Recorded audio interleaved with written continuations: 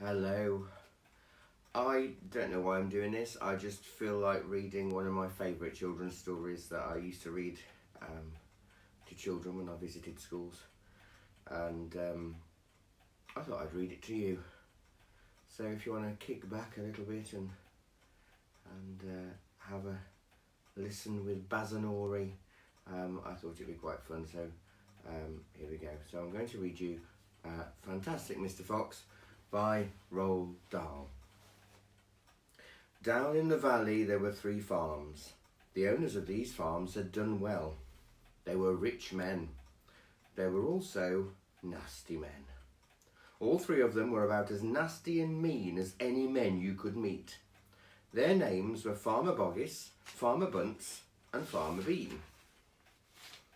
Boggis was a chicken farmer. He kept thousands of chickens. He was enormously fat. This was because he ate 3 boiled chickens smothered with dumplings every day for breakfast, lunch and supper.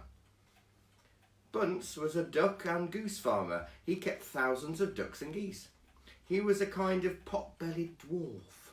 He was so short his chin would have been underwater in the shallow end of any swimming pool in the world. His food was doughnuts and goose livers. He mashed the livers into a disgusting paste and then stuffed the paste into the doughnuts. This diet gave him a tummy ache and a beastly temper. Bean was a turkey and apple farmer. He kept thousands of turkeys in an orchard full of apple trees. He never ate any food at all. Instead, he drank gallons of strong cider, which he'd made from the apples in his orchard. He was as thin as a pencil, and the cleverest of them all. Boggis and Bunce and Bean, one fat, one short, one lean. These horrible crooks, so different in looks, were none the less equally mean.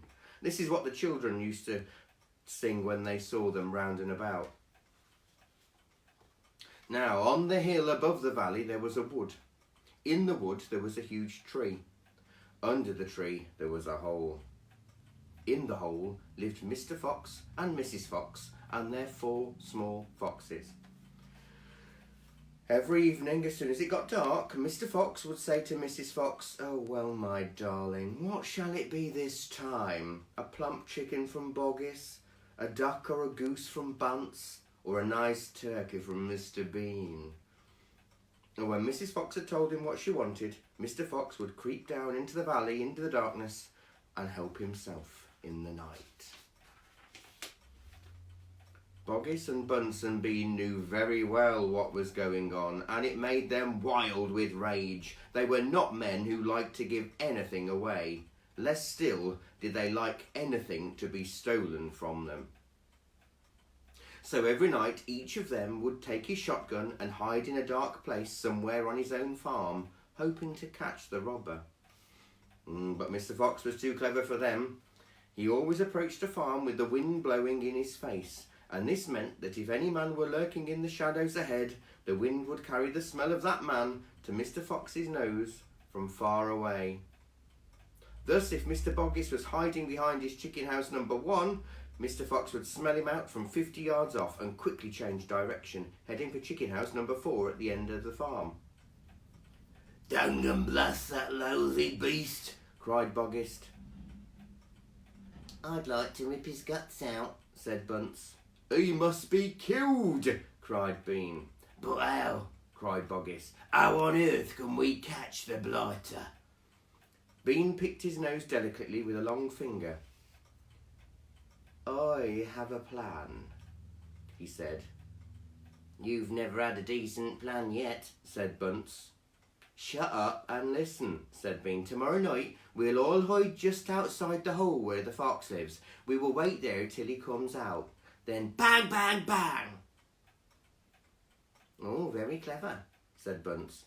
"But first we shall have to find the hole."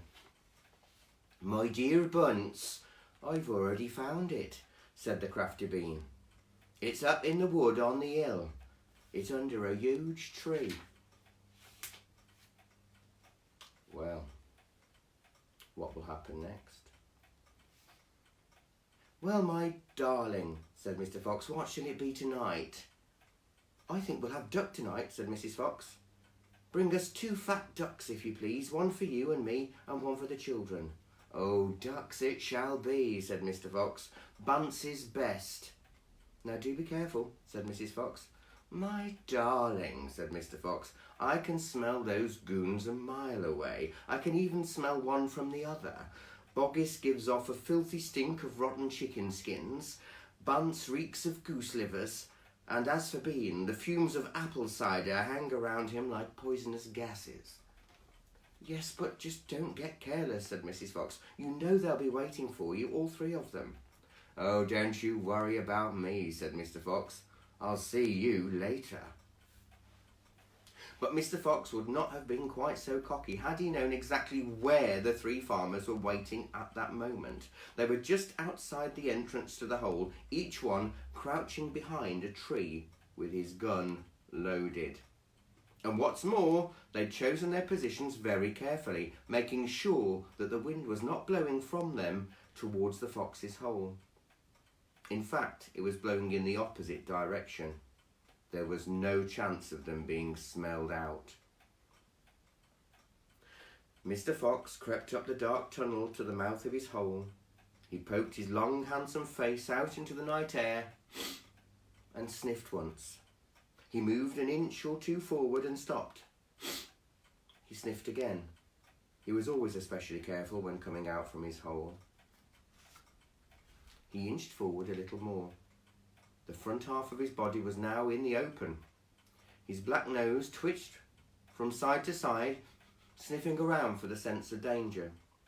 He found none, and he was just about to go trotting forward into the wood when he heard, or thought he heard, a tiny noise, a soft rustling sound, as though someone had moved a foot, ever so slightly, ever so gently, through a patch of dry leaves. Mr. Fox flattened his body against the ground and lay very still. His ears pricked. He waited a long time, but he heard nothing more. "Oh, it must have been a field mouse," he told himself, "or some other small animal." He crept a little further out of the hole, then further still. He was almost right out into the open now, and he took a last careful look around. The wood was murky and very still. Somewhere in the sky the moon was shining. Just then his sharp night eyes caught a glint of something bright behind the tree not far away. It was a small silver speck of moonlight shining on a polished surface. Mr. Fox lay still, watching it. What on earth was it? No, it was moving. It was coming up and up. Great heavens, it was the barrel of the gun! Quick as a whip, Mr. Fox jumped back down into his hole, and at that same time, in instant, the entire woods seemed to explode around him. Bang, bang, bang, bang, bang! The smoke from the 3 guns floated upward in the night air. Boggis and Bunce and Bean came out from behind their trees and walked towards the hole. "Did we get him?" said Bean. One of them shone a flashlight on the hole, and there on the ground in a circle of light, half in and half out of the hole, lay the poor, tattered, blood-stained remains of a fox's tail. Bean picked it up. "We got the tail, but we missed the fox," he said, tossing the thing away. "Dang and blast," said Boggis. "We shot too late. We should have let fly the moment he poked his head out." "He won't be poking it out again in a hurry," Bean said. He pulled a flask from his pocket and took a swig of cider. Then he said, "It'll take 3 days at least before he gets hungry enough to come out again. I'm not sitting round here waiting for that. Let's dig him out."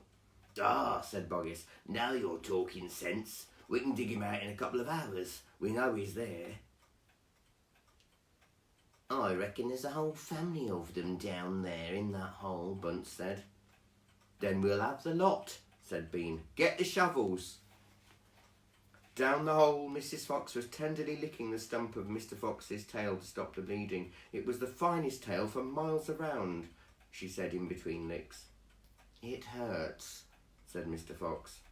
"I know it does, sweetheart, but it'll soon get better." "And it will soon grow again, Dad," said one of the small foxes.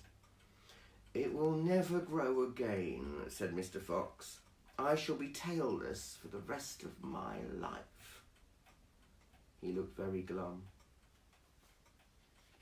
There was no food for the foxes that night, and soon the children dozed off. Then Mrs. Fox dozed off. But Mr. Fox couldn't sleep because of the pain in the stump of his tail. Well, he thought, I suppose I'm lucky to be alive at all. And now they've found our hole, we're going to have to move out as soon as possible. We'll never get any peace if we... What was that? He turned his head sharply and listened. The noise he heard now was the most frightening noise a fox can ever hear. The scrape, scrape, scraping of shovels digging into the soil. Wake up! He shouted. They're digging us out. Mrs. Fox was wide awake in 1 second. She sat up, quivering all over. Are you sure that's it? She whispered. I'm positive. Listen. They'll kill my children, said Mrs. Fox. Never, said Mr. Fox. But darling, they will, sobbed Mrs. Fox. You know they will. Scrunch, scrunch, scrunch went the shovels above their heads. Small stones and bits of earth began falling from the roof into the tunnel. How will they kill us, Mummy? Asked one of the small foxes. His round black eyes were huge with fright. Will there be dogs? He said. Mrs. Fox began to cry. She gathered her 4 children close to her and held them tight. Suddenly there was a very loud crunch above their heads, and the sharp end of a shovel came right through the ceiling. The sight of this awful thing seemed to have an electric effect upon Mr. Fox. He jumped up and shouted, I've got it! Come on! There's not a moment to lose. Why didn't I think of it before? Think of what, Dad? A fox can dig quicker than a man, shouted Mr. Fox, beginning to dig. Nobody in the world can dig as quick as a fox. The soil began to fly out furiously behind Mr. Fox as he started to dig for dear life with his front feet. Mrs. Fox ran forward to help him. So did the 4 children. Go downwards, ordered Mr. Fox. We've got to go deep as we possibly can. The tunnel began to grow longer and longer and sloped steeply downwards. Deeper and deeper below the surface of the ground it went. The mother and the father and all 4 of the children were digging together. Their front legs were moving so fast you couldn't see them, and gradually the scrunching and scraping of the shovels became fainter and fainter. After about an hour, Mr. Fox stopped digging. Hold it, he said. They all stopped. They turned and looked back up at the long tunnel they'd just dug. All was quiet. Phew, said Mr. Fox. I think we've done it. They'll never dig as deep as this. Well done, everyone. They all sat down, panting for breath, and Mrs. Fox said to her children, I should like you to know that if it wasn't for your father, we should all be dead by now. Your father is a fantastic fox. Mr. Fox looked at his wife and she smiled. He loved her more than ever when she said things like that. As the sun rose the next morning, Boggis and Bunce and Bean were still digging. They dug a hole so deep you could have put a house into it. But they'd not yet come to the end of the fox's tunnel. They were all very tired and very cross. Dang and blast, said Boggis. Whose rotten idea was this? Bean's idea, said Bunce. Boggis and Bunce both stared at Bean. Bean took another swig of cider, put the flask back into his pocket without offering it to the others. Listen, he said angrily, I want that fox. I'm going to get that fox. I'm not giving up till I strung him over my porch, dead as a dumpling. We can't get him by digging, that's for sure, said the fat Boggis. I've had enough of digging. Bunce, the little pot-bellied dwarf, looked up at Bean and said, Have you got any more stupid ideas then? What? Said Bean. I can't hear you. Bean never took a bath. He never even washed. As a result, his ear holes were clogged with all kinds of muck and wax and bits of chewing gum and dead flies and stuff like that. This made him deaf. Speak louder, he said to Bunce, and Bunce shouted back, Got any more stupid ideas? Bean rubbed the back of his neck with a dirty finger. He had a boil come in there and it itched. What we need on this job, he said, is machines, mechanical shovels. We'll have him out in 5 minutes with mechanical shovels. This was a pretty good idea, and the other two had to admit it. All right then, Bean said. Boggis, you stay here and see the fox doesn't escape. Bunce and I will go and fetch our machinery. If he tries to get out, shoot him quick. The long, thin Bean walked away. The tiny Bunce trotted after him. The fat Boggis stayed where he was with his gun pointing at the foxhole. Soon 2 enormous caterpillar tractors with mechanical shovels on their front ends came clanking into the wood. Bean was driving one, Bunce the other. The machines were both black. They were murderous, brutal-looking monsters. Here we go then, shouted Bean. Death to the fox, shouted Bunce. The machines went to work, biting huge mouthfuls of soil out of the hill. The big tree under which Mr. Fox had dug his hole in the first place was toppled like a matchstick. On all sides, rocks were sent flying and trees were falling. The noise was deafening. Down in the tunnel, the foxes crouched, listening to the terrible clanging and banging overhead. What's happening, Dad? Cried the small foxes. What are they doing? Mr. Fox didn't know what was happening or what they were doing. It's an earthquake, cried Mr. Fox. Look, said one of the small foxes, that tunnel's got shorter, I can see daylight. They all looked round, and yes, the mouth of the tunnel was only a few feet away from them now, and in the circle of daylight beyond, they could see 2 huge black tractors almost on top of them. Tractors, shouted Mr. Fox, and mechanical shovels. Dig for your lives. Dig, dig, dig. Now they began a desperate race, the machines against the foxes. In the beginning, the hill looked like this. After about an hour, as the machines built away more and more from the hilltop, it looked a bit like this. Sometimes the foxes would gain a little ground and the clanking noises would grow fainter, and Mr. Fox would say, "We're going to make it. I'm sure we are." But then a few moments later, the machines would come back at them, and the crunch of the mighty shovels would get louder and louder. Once the foxes actually saw the sharp metal edge of one of the shovels as it scraped up the earth just behind them. "Keep going, my darlings," panted Mr. Fox. "Don't give up." "Keep going," said the fat Boggis, shouting to Bunce and Bean. "We'll get 'em any moment now." "Have you caught sight of him yet?" Bean called back. "Not yet," shouted Boggis, "but I think you're close." "I'll pick him up with my bucket," shouted Bunce. "I'll chop him to pieces." But by lunchtime the machines were still at it, and so were the poor foxes. The hill now looked like this. The farmers didn't stop for lunch. They were too keen to finish the job. "Hey there, Mr. Fox," yelled Bunce, leading out of his tractor. "We're coming to get you now." "You've had your last chicken," yelled Boggis. "You'll never come prowling round my farm again." A sort of madness had taken hold of the 3 men. The tall, skinny Bean and dwarfish, pot-bellied Bunce were driving their machines like maniacs, racing the motors and making the shovels dig at a terrific speed. The fat hog Boggis was hopping about like a dervish and shouting, "Faster, faster!" By 5 o'clock in the afternoon, this is what happened to the hill. The hole and the machines that had been dug was like a crater of a volcano. It was such an extraordinary sight that crowds of people came rushing out from the surrounding villages to have a look. They stood on the edge of the crater and stared down at Boggis and Bunce and Bean. "Hey there, what's going on?" "We're after a fox." "You must be mad." The people jeered and laughed, but this only made the 3 farmers more furious and more obstinate and more determined than ever not to give up until they caught the fox. At 6 o'clock in the evening, Bean switched off the motor of his tractor and climbed down from the driver's seat.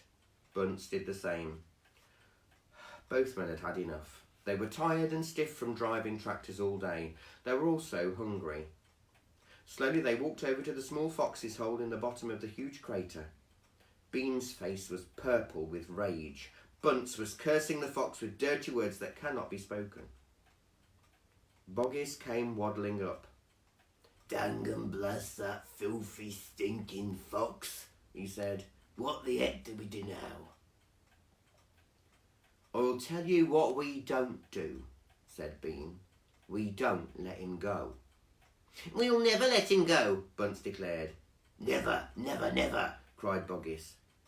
"Did you hear that, Mr. Fox?" yelled Mr. Bean, bending low and down, shouting down the hole. "It's not over yet, Mr. Fox. We're not going home till we've strung you up as dead as a dingbat." Whereupon the three men all shook hands with one another and swore a solemn oath that they would not go back to their farms until the fox was caught. "What's the next move?" asked Bunce, the pot-bellied dwarf. "We're sending you down the hole to fetch him up," said Bean. "Down you go, you miserable midget." "Not me!" screamed Bunce, running away. Bean made a sickly smile. When he smiled, you saw his scarlet gums. You saw more gums than teeth. "There's only one thing to do," he said. "We starve him out. We'll camp here day and night watching the hole. He'll come out in the end. He'll have to." So Boggis and Bunce and Bean sent messages down to their farms asking for tents, sleeping bags and supper. That evening, 3 tents were put up in the crater on the hill, one for Boggis, one for Bunce and one for Bean. The tents surrounded the fox's hole, and the 3 farmers sat outside their tents eating their supper. Boggis had 3 boiled chickens smothered in dumplings, Bunce had 6 doughnuts filled with disgusting goose liver paste, and Bean had 2 gallons of cider. All 3 of them kept their guns beside them. Boggis picking up a steaming chicken and held it close to the fox's hole. "Can you smell this, Mr. Fox?" he shouted. "Lovely tender chicken. Oh, why don't you come up and get it?" The rich scent of chicken wafted down the tunnel to where the foxes were crouching. "Oh, Dad," said one of the small foxes, "couldn't we just sneak up and snatch it out of his hand?" "Don't you dare," said Mrs. Fox. "That's just what they want you to do." "But we're so hungry," cried the children. "How long will it take before we get something to eat?" Their mother didn't answer them, nor did their father. There was no answer to give. As darkness fell, Bunce and Bean switched on the powerful headlamps of the 2 tractors and shone them onto the hole. "Now," said Bean, "we'll take it in turn to keep watch. 1 watches while 2 sleep, and so on all through the night." Boggis said, "What if the fox digs a hole right through the hill and comes out the other side?" "You didn't think of that one, did you?" "Of course I did," said Bean, pretending that he had. "Go on then, tell us the answer," said Boggis. Bean picked something small and black out of his ear and flicked it away. "How many men have you got working on your farm?" he asked. 35, Boggis said. "And I've got 36, Bunce said. "And I've got 37, Bean said. "That makes 108 men altogether. We must order them to surround the hill. Each man will have a gun and a flashlight. There'll be no escape for Mr. Fox." So the order went down to the farms, and that night 108 men formed a tight ring around the bottom of the hill. They were armed with sticks and guns and hatchets and pistols and all sorts of other horrible weapons. This made it quite impossible for a fox, or indeed for any other animal, to escape from the hill. The next day, the watching and waiting went on. Boggis and Bunce and Bean sat up on small stools staring at the fox's hole. They didn't talk much. They just sat there with their guns on their laps. Every so often, Mr. Fox would creep a little closer towards the mouth of the tunnel and take a sniff. Then he would creep back again and say, "Oh, they're still there." "Are you quite sure?" Mrs. Fox would ask. "Positive," said Mr. Fox. "I can smell that man Bean a mile away. He stinks." For 3 days and 3 nights this waiting game went on. "How long can a fox go without food or water?" Boggis asked on the 3rd day. "Not much longer now," Bean told him. "He'll make a run for it soon, he'll have to." Bean was right. Down in the tunnel the foxes were slowly but surely starving to death. "If only we could just have a tiny sip of water," said one of the small foxes. "Oh, Dad, can't you do something?" "Couldn't we make a dash for it, Dad? we'd have a little bit of a chance, wouldn't we? No chance at all, snapped Mr. Fox. I refuse to let you go up there and face those guns. I'd sooner you stay down here and die in peace. Mr. Fox hadn't spoken for a long time. He'd been quite still, sitting, his eyes closed, not even hearing what others were saying. Mrs. Fox knew that he was trying desperately to think of a way out, and now as she looked at him, she saw him stir himself and get slowed to his feet. He looked back at his wife. There was a little spark of excitement dancing in his eyes. "What is it, darling?" said Mrs. Fox quickly.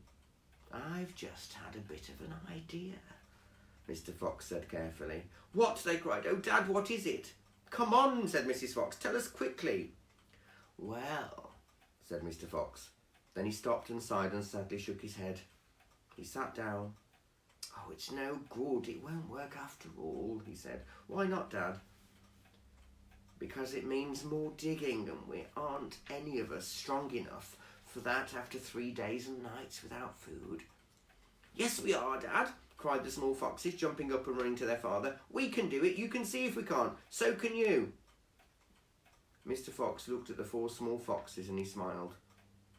"What fine children I have," he thought. "They're starving to death and they haven't had a drink for 3 days, but they're still undefeated. I must not let them down." I suppose we could give it a try," he said. "Let's go, Dad. Tell us what you want us to do." Slowly, Mrs. Fox got to her feet. She was suffering more than any of them from the lack of food and water. She was very weak. "I'm so sorry," she said, "but I don't think I'm going to be much help." "You stay right where you are, my darling," said Mr. Fox. "We can handle this by ourselves." "This time we must go in a very special direction," said Mr. Fox, pointing sidewards and downward. So he and his 4 children started to dig once again. They went to work much more slowly now, yet they kept at it with great courage, and little by little the tunnel began to grow. "Dad, I wish you'd tell us where we're going," said one of the children. "I dare not do that," said Mr. Fox, "because this place I am hoping to get to is so marvellous that if I described it to you now, you'd go crazy with excitement. And then if we fail to get there, which is very possible, you will die of disappointment. I don't want to raise your hopes up too much, my darlings." For a long time they kept digging. For how long they did not know, because there was no day and no night down there in the murky tunnel. But at last Mr. Fox gave the order to stop. "I think," he said, "we'd better take a peep upstairs now and see where we are. I know where I want to be, but I can't possibly be sure we're anywhere near."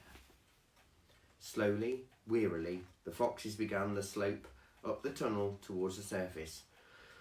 Up and up it went, until suddenly they came to something hard above their heads and they couldn't go up any further. Mr. Fox reached up to examine this hard thing. "It's wood," he whispered. "Wooden planks." "What does that mean, Dad?" "It means, unless I'm very much mistaken, that we're right underneath somebody's house," whispered Mr. Fox. "Be very quiet now while I take a peek." Carefully, Mr. Fox began pushing up one of the floorboards. The board creaked most terribly, and they all ducked down, waiting for something awful to happen. Nothing did. So Mr. Fox pushed up a second board, and then, very, very cautiously, he poked his head up through the gap. He let out a shriek of excitement. "I've done it!" he yelled. "I've done it! First time! I've done it! I've done it!" He pulled himself up through the gap in the floor and started prancing and dancing with joy. "Come on up," he sang out. "Come up and see where you are, my darlings. What a sight for a hungry fox! Hallelujah! Hooray! Hooray!"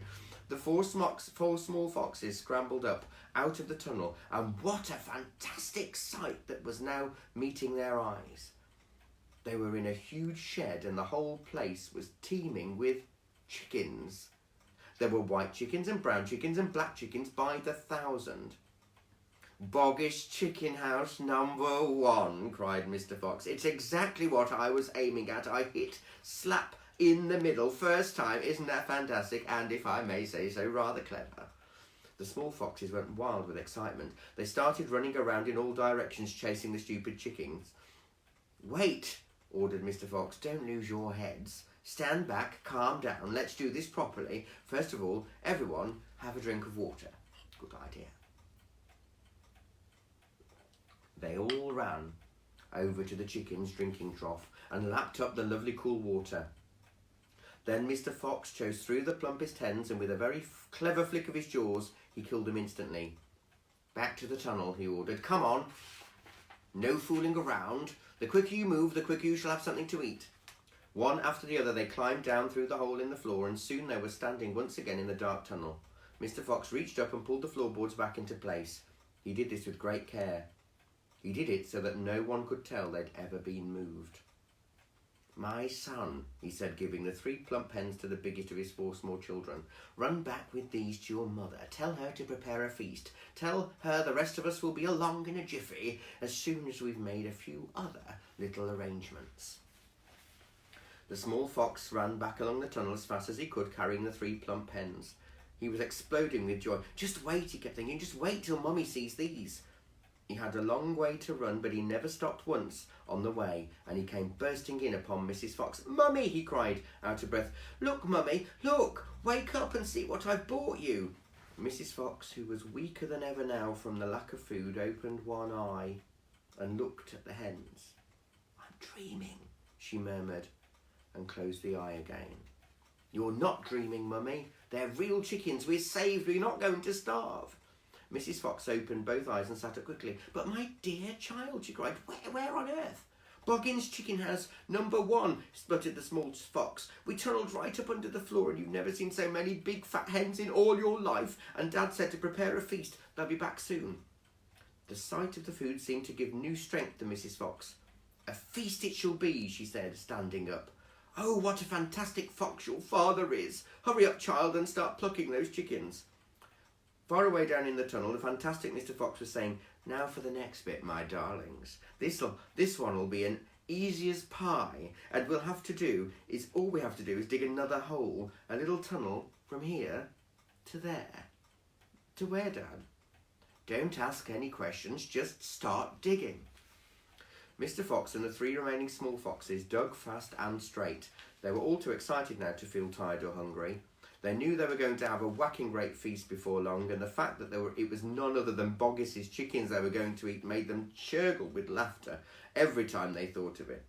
It was so lovely to realise that while the fat farmer was sitting up on the hill waiting for them to starve, he was also giving them their dinner without knowing it. Keep digging, said Mr. Fox. It's not much further. All of a sudden there was a deep voice above their heads. Who goes there? The foxes jumped. They looked up quickly, and they saw, peeking through a small hole in the roof of the tunnel, a long, black, pointed, furry face. Badger! Cried Mr. Fox. Foxy! Cried Badger. My goodness me, I'm glad I've found someone at last. I've been digging around in these circles for days and nights, and I haven't the foggiest idea where I am. Badger made the hole in the ceiling bigger and dropped down beside the foxes. A small badger, his son, dropped down after him. Haven't you heard what's happening up on the hill? Badger said excitedly. It's chaos. Half the wood has disappeared, and there are men with guns all over the countryside. None of us can get out, even at night. We're all starving to death. Who is we? Asked Mr. Fox.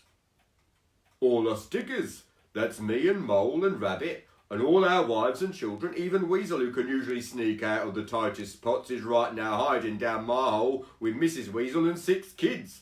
What on earth are we going to do, Foxy? I think we're finished. Mr. Fox looked at his 3 children and he smiled. The children smiled back at him, sharing his secret. My dear old Badger, he said, this mess you're in is all my fault. I know it's your fault, said Badger furiously, and the farmers are not going to give up till they've got you. Unfortunately, that means us as well. It means everyone on the hill. Badger sat down and put a paw around his small son. We're done for, he said softly. My poor wife up there is so weak, she can't dig another yard. Nor can mine, said Mr. Fox, and yet at this very minute she's preparing for me and my children the most delicious feast of plump, juicy chickens. Stop, cried Badger. Don't tease me. I can't stand it. It's true, cried the small fox. His dad he's not teasing. We've got chickens galore. And because everything is entirely my fault, said Mr. Fox, I invite you to share the feast. I invite everyone to share it. You and Mole and Rabbit and Weasel and your wives and all your children. There'll be plenty to go around, I can assure you. You mean it? Cried Badger. You really mean it? Mr. Fox pushed his face close to Badger's and whispered darkly, Do you know where we've just been? Where? Right inside Boggy's chicken house number 1. No. Yes, but that's nothing to where we're going now. You have to come just right at the moment, my dear Badger. You can help us dig, and in the meanwhile your small son can run back to Mrs. Badger and all the others and spread the good news. Mr. Fox turned to the small Badger and said, Tell them they're invited to a fox's feast. Then bring them all down here and follow this tunnel back until you find my home. Yes, Mr. Fox, said the small Badger. Yes, sir, right away, sir. Oh, thank you, sir. And he scrambled quickly back through the hole in the roof of the tunnel and disappeared. My dear Foxy, cried Badger, what in the world has happened to your tail? Oh, don't talk about it, please, said Mr. Fox. It's a painful subject. They were digging the new tunnel. They dug on in silence. Badger was a great digger and the tunnel went forward at a terrific pace, and now he was lending a paw. Soon they were crouching underneath yet another wooden floor. Mr. Fox grinned slyly, showing sharp white teeth. If I'm not mistaken, my dear Badger, he said, we're now underneath the farm which belongs to that nasty little pot-bellied dwarf Bunce. We are, in fact, directly underneath the most interesting part of that farm. Ducks and geese, cried the small foxes, licking their lips. Juicy, tender ducks and big fat geese. Exactly, said Mr. Fox. But how in the world can you know where we are? Asked Badger. Mr. Fox grinned again, showing even more teeth. Look, he said, I know my way around these farms blindfolded. For me, it's just as easy below ground as it is above it. He reached high and pushed up one wooden floorboard, then another. He then poked his head through the gap. Yes, he shouted, jumping up into the room above. I've done it again. I've hit it smack on the nose, right in the bullseye. Come and look. Quickly, Badger and the 3 small foxes scrambled up after him. They stopped and stared. They stood and gaped. They were so overwhelmed they couldn't speak, for what they now saw was a kind of fox's dream, a badger's dream, a paradise for hungry animals. This, my dear old Badger, proclaimed Mr. Fox, is Bunce's mighty storehouse. All his finest stuff is stored in here before he sends it off to market. Against all the 4 walls of the great room, stacked in cupboards and piled upon shelves reaching from floor to ceiling, were thousands and thousands of the finest and fattest ducks and geese, plucked and ready for roasting. And up above, dangling from the rafters, there must have been at least 100 smoked hams and 50 sides of bacon. Just feast your eyes on that, cried Mr. Fox, dancing up and down. What do you think of it, eh? Pretty good grub?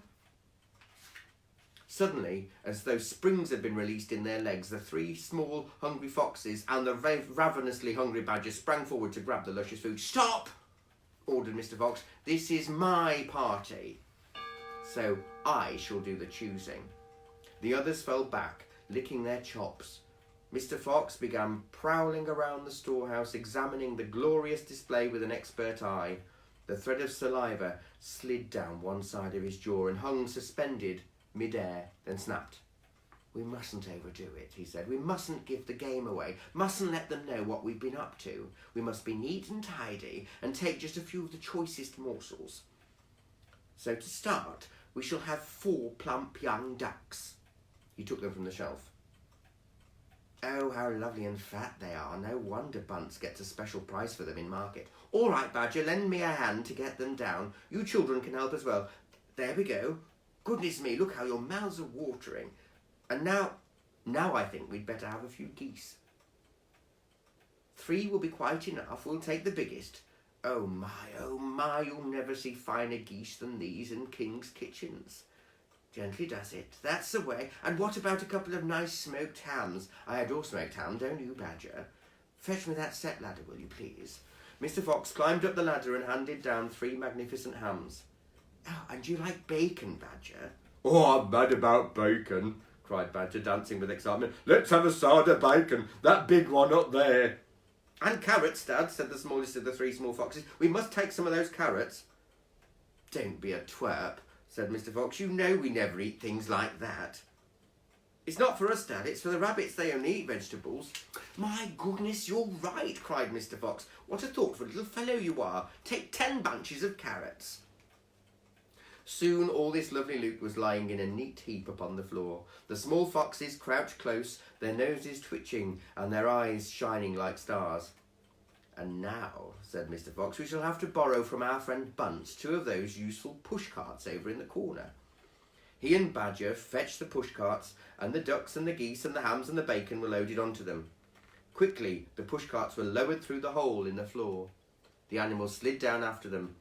Back in the tunnel, Mr. Fox again pulled the floorboards very carefully into place so that no one could see that they'd been moved. My darlings, he said, pointing to 2 of the 3 small foxes, take a cart each and run back as fast as you can to your mother. Give her my love and tell her we're having guests for dinner, the badgers, the moles, the rabbits and the weasels. Tell her it truly must be a great feast, and tell her the rest of us will be home as soon as we've done one more little job. Yes, Dad, right away, Dad, they answered, and they grabbed a trolley and each went rushing off down the tunnel. Just one more visit, cried Mr. Fox. And I bet I'll know where that'll be, said the only small fox now left. He was the smallest fox of them all. Where? Asked Badger. Well, said the smallest fox, we've been to Boggis and we've been to Bunce, but we haven't been to Bean. It must be Bean. Ah, you're right, said Mr. Fox, but what you don't know is which part of Bean's place we're about to visit. Which? They both said together. Ha ha, said Mr. Fox, you just wait and see. They were digging as they talked. The tunnel was going forward fast. Suddenly Badger said, Doesn't this worry you just a tiny bit, Foxy? Worry me? Said Mr. Fox. What? All this stealing. Mr. Fox stopped digging and stared at Badger as though he'd completely gone dotty. My dear old fairy frump, he said, do you know anyone in the whole world who wouldn't swipe a few chickens if his children were starving to death? There was a short silence while Badger thought deeply about this.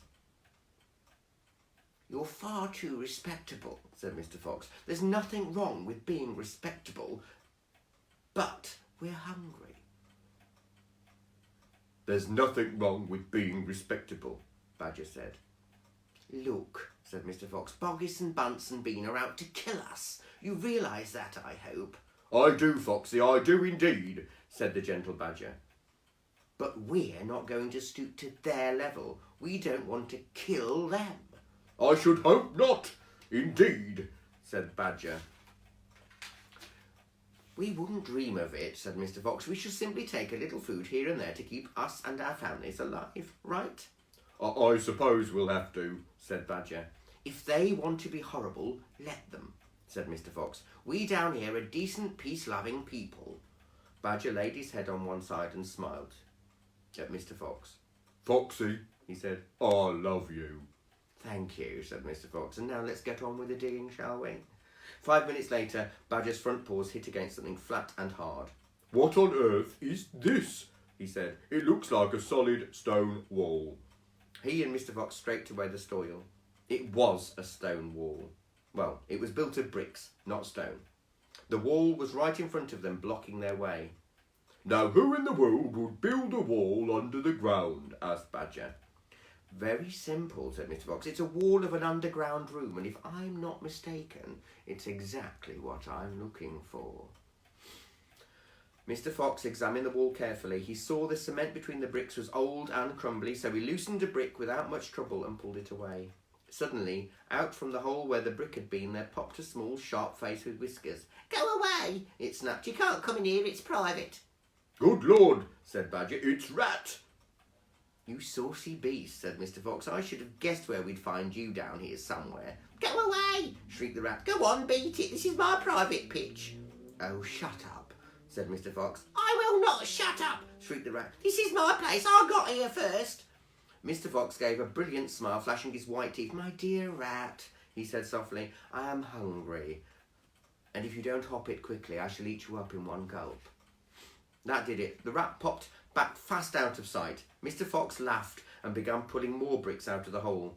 When he made a biggish hole, he crept through it. Badger and the smallest fox followed him. They found themselves in a vast, damp, gloomy cellar. "This is it!" cried Mr. Fox. "This is what?" asked Badger. "The place is empty." "Where are the turkeys?" asked the smallest fox, staring into the room. "I thought Bean was a turkey man." "He is a turkey man," said Mr. Fox, "but we're not after turkeys now. We've got plenty of food." "Then what do we need, Dad?" "Take a good look around you," said Mr. Fox. "Don't you see anything that interests you in here?" Badger and the smallest fox peered into the half-darkness. As their eyes became accustomed to the gloom, they began to see what looked like a whole lot of big glass jars standing upon shelves around the walls. They went closer. They were jars. There were hundreds of them, and upon each one was written the word cider. The smallest fox leaped high in the air. "Oh, Dad," he cried out, "look what we found! It's cider!" "Exactly," said Mr. Fox. "Tremendous!" shouted Badger. "Bean's secret cider cellar," said Mr. Fox. "But go carefully, my dears. Don't make a noise. This cellar is right underneath the farmhouse himself." "Cider," said Badger, "is especially good for badgers. We take it as medicine. 1 large glass 3 times a day with meals and another at bedtime." "It will make the feast into a banquet," said Mr. Fox. While they were talking, the smallest fox had sneaked a jar off the shelf and had taken a gulp. "Wow!" he gasped. "Wowee!" You must understand that this was not ordinary weak fizzy cider one buys in a store. It was the real stuff, a home-brewed fiery liquor that burned in your throat and boiled in your stomach. "Ah!" gasped the smallest fox. "This is some cider." "That's quite enough of that," said Mr. Fox, grabbing the jar and putting it down into his own lips. He took a tremendous gulp. "It's miraculous," he whispered, fighting with breath. "Oh, it's fabulous. It's beautiful." "It's my turn," said Badger, taking the jar, tilting his head well back. The cider gurgled and bubbled down his throat. It's like melted gold," he gasped. "Oh, Foxy, it's like drinking sunbeams and rainbows." "You're poaching!" shrieked Rat. "Put that down at once. There'll be none left for me." Rat was perched upon the highest shelf in the cellar, peering out from behind a huge jar. There was a small rubber tube inserted into the neck of the jar, and Rat was using this tube to suck out the cider. "You're drunk," said Mr. Fox. "Mind your own business," shrieked Rat. "And if you great clumsy brutes come messing about in here, we'll all be caught. Get out and leave me to sip my cider in peace." At that moment, they heard a woman's voice calling out in the house above them. "Hurry up and get that cider, Mabel," the voice called. "You know Mr. Bean doesn't like to be kept waiting, especially when he's been out all night in a tent." The animals froze. They stayed absolutely still, their ears pricked, their bodies tense. Then they heard the sound of a door being opened. The door was at the top of a flight of stone steps leading down from the house to the cellar. And now someone was coming down those steps.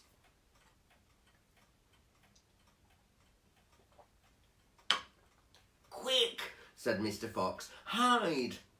He and Badger and the smallest fox jumped upon the shelf and crouched behind a row of big cider jars. Peering around the jars, they saw a huge woman coming down into the cellar. At the foot of the steps, the woman paused, looking right and looking left. Then she turned and headed straight for the place where Mr. Fox and Badger and the smallest fox were hiding. She stopped right in front of them. The only thing between her and them was a row of cider jars. She was so close, Mr. Fox could hear the sound of her breathing. Peeping through the crack between 2 bottles, he noticed that she carried a big rolling pin in one hand. "How many will you want this time, Mrs. Bean?" the woman shouted, and from the top of the steps the other voice called back, "Bring up 2 or 3 jars. He drank 4 yesterday, Mrs. Bean." "Yes, but he won't want that many today because he's not going to be up there more than a few hours longer. He says the fox is bound to make a run for it this morning. It can't possibly stay in that down hole for another day without food." The woman in the cellar reached out and lifted a jar of cider from the shelf. The jar she took was next but one to the jar behind which Mr. Fox was crouching. "I'll be glad when that rotten brute is killed and strung up on the front porch," she called out. "And by the way, Mrs. Bean, your husband promised I could have the tail as a souvenir." "The tail's been shot to pieces," said the voice from upstairs. "Didn't you know that?" "You mean it's ruined?"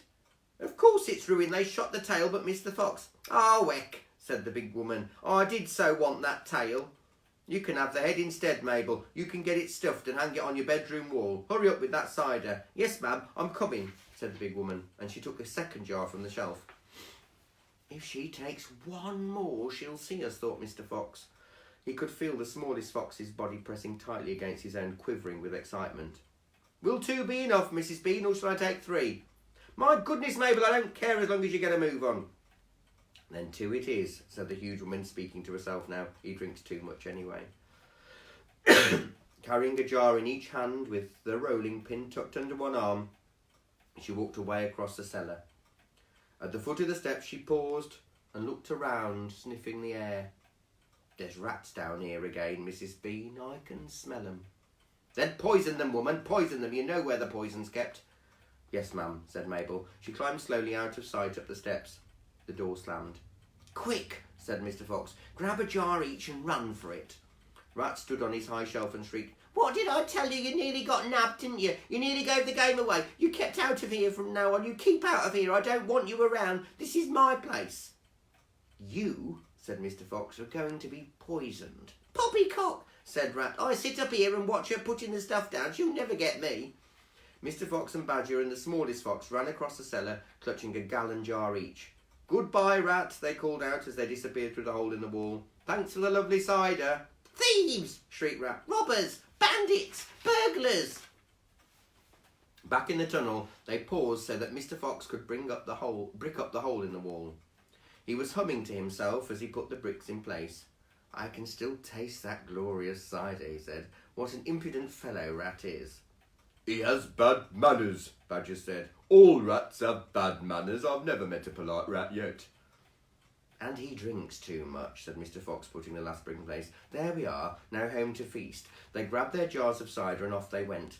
Mr. Fox was in the front, the smallest fox came next, and Badger last. Along the tunnel they flew, past the turning that led to Bunce's mighty storehouse, past Boggy's chicken house number 1, and then up the long, long stretch towards where they knew Mrs. Fox would be waiting. Keep it up, my darlings, shouted Mr. Fox. We'll be soon there. Think what's waiting for us at the other end, and just think what we're bringing home with us in these jars. That ought to cheer up Mrs. Fox. Poor Mrs. Fox. Mr. Fox sang a song as he ran. Home again swiftly I glide, back to my beautiful bride. She'll not feel so rotten as soon as she's gotten some cider inside her inside. Then Badger joined in. Oh, poor Mrs. Badger, he cried. So hungry she very near died. But she'll not feel hollow if only she'd swallow some cider inside her inside. They were still singing as they rounded the final corner and burst in upon the most wonderful and amazing sight any of them had ever seen.